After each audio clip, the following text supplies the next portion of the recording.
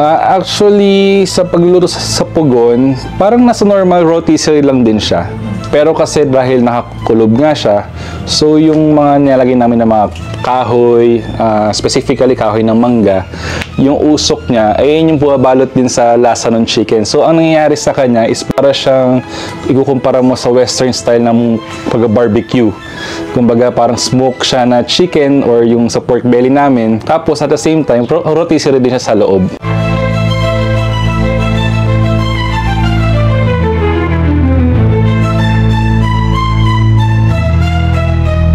So actually, ang chicken namin, hinahango namin sa local market. May mga supplier kami ron sa palengke. Tapos, yung sa marination naman, actually, isang buong taon ko yan.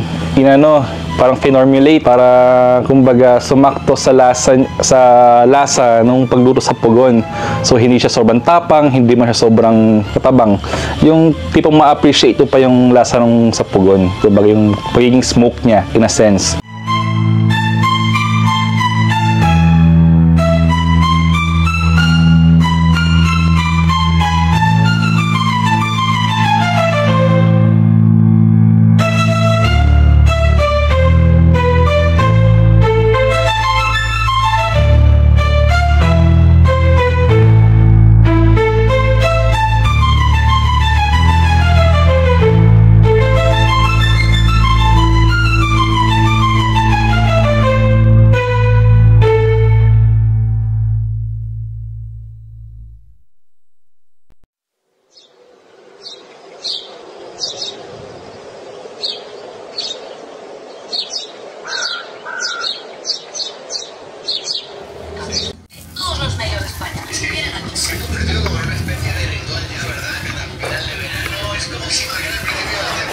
Ako po si Jello Reyes, 26, taga Malolos, Bulacan. Nagsimula po yung Lolo Pedro's around February 26 or 27 this year lang po. So we're running around like our 4th month na or 5th month this year.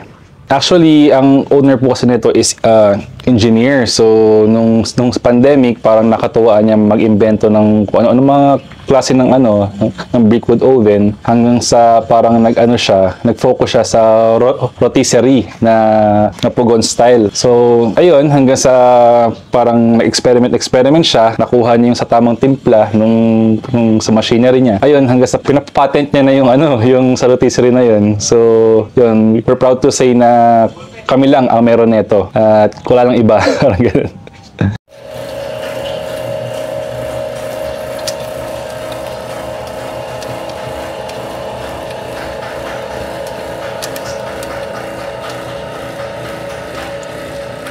And then, ayun, as of now, every week, kuha kami ng siguro 100 pieces ng chicken. Ayun muna. Limited lang kasi halaga kami. Kasi ayaw naman namin yung sobra-sobra din. Ang hirap din kasi. So, tapos ayun, ang marination namin is injected siya. So, which means hanggang sa loob, lasa siya. Tapos, ayun, we have 2 kinds of flavor. Yung original na parang, ngayon mas pangmasa yung lasa niya. Para sa bata, para sa mga tanda.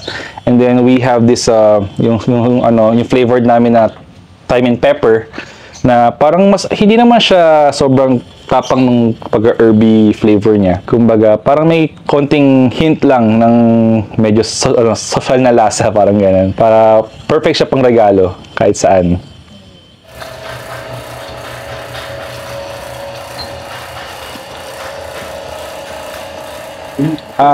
Actually, si Lolo Pedro ay si engineer, yung pangalan ng engineer na may-ari nung hiyas din na sa resort.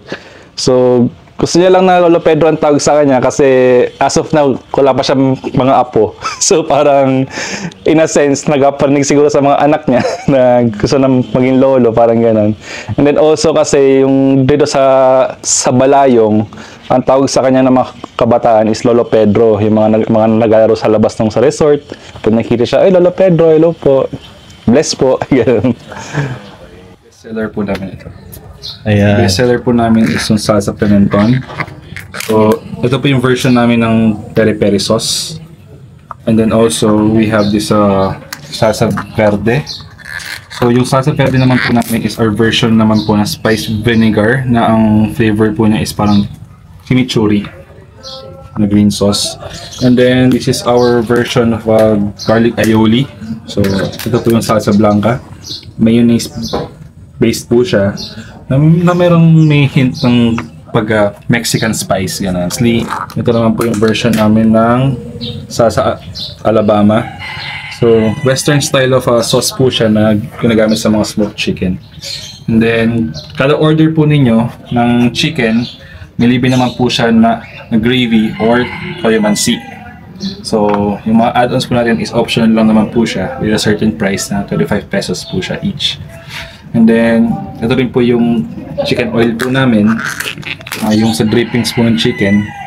So, parang smoke siya na chicken oil ang datingan niya. Yan po siya. 25 pesos din po siya each. Actually, yung struggle naman is yung pagpapakilala eh. Ayun naman ang goal namin sa Lolo Pedro's ngayon. Kasi syempre in the future may plan din kami mag-branch out sa labas para mas maging accessible para sa lahat. So sa struggles, feeling ko hindi siya as a struggle eh. Parang ano siya, parang it's more like finding your identity, kumbaga. So along the way, parang mas titingnan namin kung paano siya mapagana ng mas maayos, yung sa product namin, paano siya mas mapaganda. So we don't take that as struggle. Parang inisip namin na yun talaga ang part ng journey into success. Usually, customers namin, nagulat nga kami. After nung mga iba, yung nag-vlog, yung mga iba sa vloggers, may mga pumupunta ng mga taga Pampanga, yung mga Santa Maria, mga gulat kami, nasa labasan ng gate namin. Walk-in lang sila. Tapos, actually, may mga nagtatanong na rin sa Manila. Actually, soon, ayun, magkakaroon kami ng branch sa Marikina. So, hintay lang kayo.